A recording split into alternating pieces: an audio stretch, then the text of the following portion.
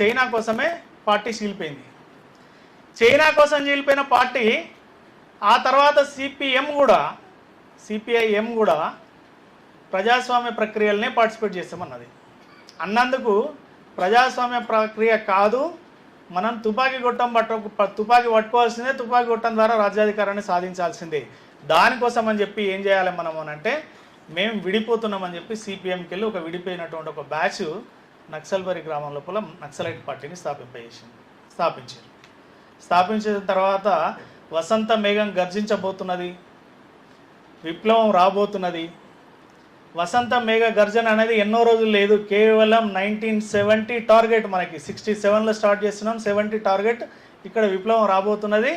ఈ విప్లవంలో వసంత మేఘం గర్జించినట్టుగా మనమంతా గర్జించాల్సిందే అని చెప్పి యువతకు పిలుపునిచ్చిన తర్వాత ఆ 3 ఏళ్ళు కూడా కలిసి ఉండేది పార్టీ. ఆ 3 ఏళ్ళల్లో 2 ముక్కలు అయిపోతుంది. తర్వాత వాళ్ళ ఫస్ట్ స్లోగన్ ఏంటి అని అంటే, తుపాకీ కొట్టడం ద్వారా రాజ్యాధికారం రావడం, చైనా చైర్మనే మా చైర్మన్. ఎవరు? భారతీయుడు కాదు చైర్మన్, చైనా చైర్మనే మా చైర్మన్. చైనా చైర్మన్ ఎవరైతే మావో జెడాంగ్ ఉన్నారో ఆయననే మా చైర్మన్ అని ప్రారంభమవుతుంది. అంటే ఎవరి కోసం, ఎక్కడి ప్రజల కోసం, ఎక్కడి ప్రజల విముక్తి కోసం, ఎక్కడి ప్రజల శ్రేయస్సు కోసం స్థాపించబడ్డదో చూడండి.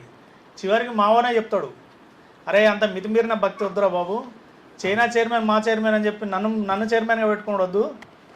ఈ చైనా చైర్మన్ మా చైర్మన్ అని ఎక్కడ ప్రకటిస్తారు అంటే చైనా రేడియోలో ప్రకటిస్తారు.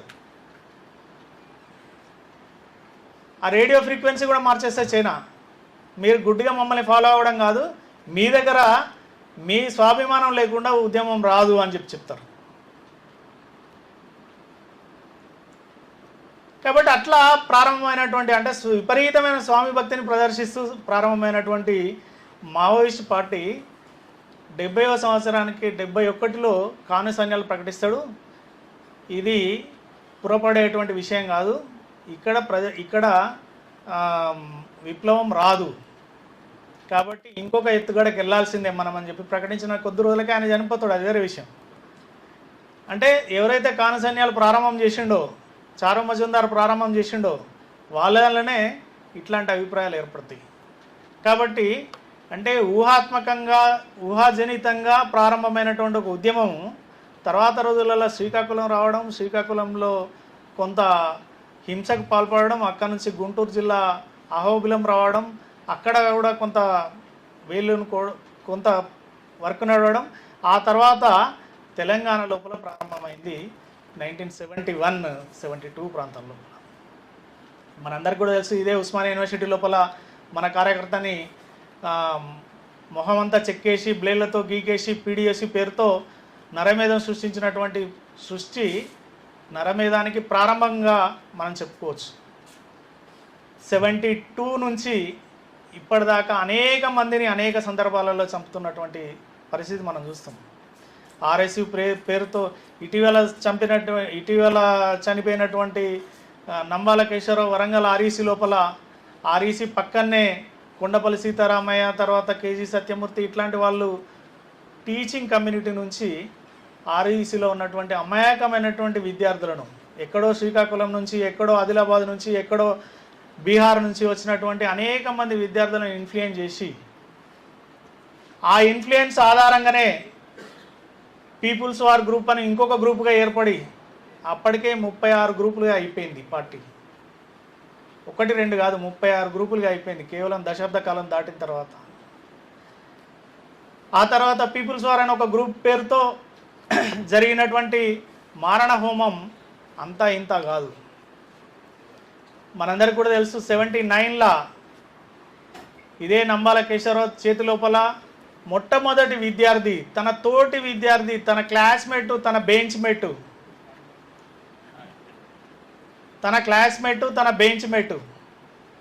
తన బెంచ్లో కూర్చొని చదువుకునేటువంటి సాధారణ విద్యార్థిని ఈయన మా వర్గశత్రువు అని చెప్పి స్టాంప్ వేసి చంపేశారు.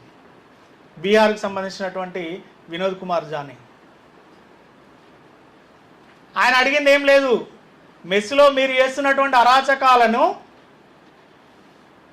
మీరు చేస్తున్నటువంటి దుర్మార్గాలని, మీరు మజిల్ పవర్ ఉపయోగించి చేస్తున్నటువంటి విద్యార్థులను ఇబ్బందులకు గురి చేయొద్దు, విద్యార్థులు చదువుకోవడానికి వచ్చారు, చదువుకునేటువంటి వాతావరణం ఉండాలి అని చెప్పి అడిగినందుకు వినోద్ కుమార్ ఝాని చంపేసారు. ఆ తర్వాత వెంటనే 1 మంత్ తర్వాత పిఏ జేమ్స్ అని ఒక స్టూడెంట్ని,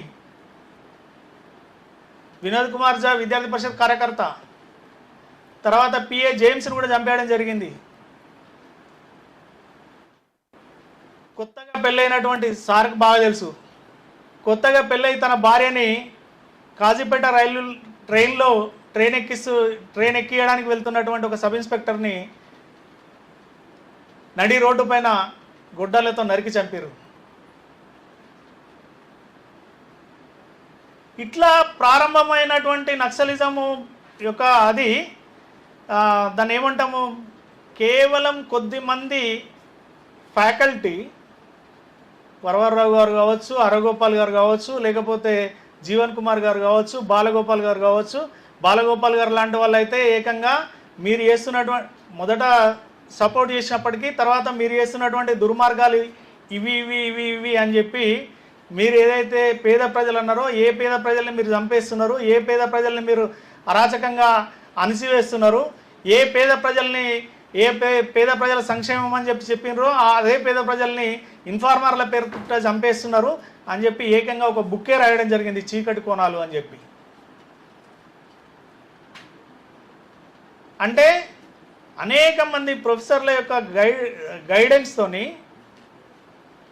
సాధారణమైనటువంటి విద్యార్థులను రెచ్చగొట్టి చైనాను చూపిస్తూ, లేకపోతే రష్యాను చూపిస్తూ, మార్క్స్ను చూపిస్తూ, మావోను చూపిస్తూ, ఇక్కడ ఇక్కడ ఉన్నటువంటి నాయకులు కానీ, ఇక్కడ ఉన్నటువంటి అట్టడుగున ఉన్నటువంటి చిట్ట చివరన ఉన్నటువంటి దరిద్రుడిని కూడా నారాయణుడిగా కొలవాలి అని చెప్పినటువంటి వివేకానందుని కూడా అవసరం లేదు.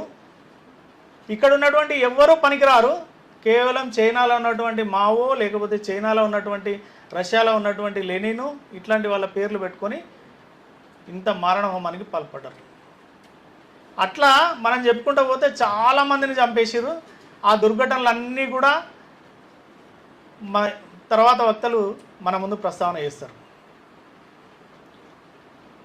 అంటే ఓవరాల్గా చైనాలో జరిగినటువంటి ఇంకొక సంఘటన కూడా మీకు గుర్తు చేయాలి.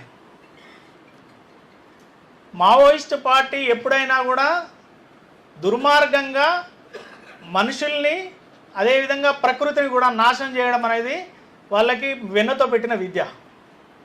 ఎందుకు ప్రకృతిని నాశనం చేయడం అని అంటున్నా అంటే, చైనాలో ఒకసారి కరువు వస్తుంది, కరువు వస్తే ఈ కరువు తిండి గింజలు కూడా తిండి పెట్టలేకపోతున్నా కదా అని చెప్పి మావో ఏం చేస్తాడు అని అంటే, అసలు ఈ తిండి గింజలన్నీ చేన్లో ఉన్నటువంటి పాములు, పిట్టలు, పక్షులు ఇవి తింటున్నాయి, ఎలుకలు తింటున్నాయి, వీటన్నిటిని చంపేయాలని చెప్పి ప్రజలకు పోటీ పెడతాడు.